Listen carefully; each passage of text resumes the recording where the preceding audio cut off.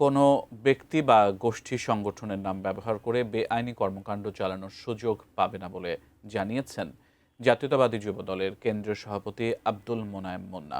বুধবার সকালে রাজধানীর একটি হোটেলে সমসাময়িক রাজনীতি ও আগামী দিনের কর্মপরিকল্পনা নিয়ে সংবাদ সম্মেলনে এসব কথা জানান তিনি বলেন, ভবিষ্যতে যাতে কেউ সংগঠনের সুনাম ক্ষুণ্ণ করতে না পারে সেজন্য যুবদল কঠোর নীতি গ্রহণ করেছে।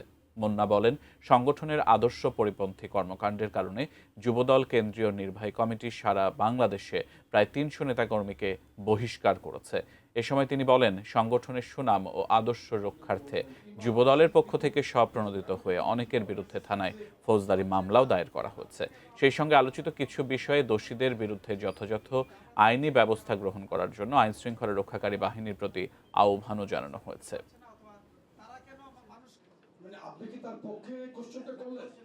তো আমরা এটা এজন্য বলতে চাই কারণ আমাদের মাননীয় প্রধানমন্ত্রী যিনি সংস্কৃতি ছিল যে কোনো দলের নেতা কর্মীরা অপরাধ করলে এটা অস্বীকার করা, ও অস্বীকার করা থেকে কিন্তু আমাদের দল এই কালচারে কিন্তু নাই, অতীতেও ছিল না, এখনো পুরোপুরি ভাবেই এটা আমরা পরিহার করে চলি।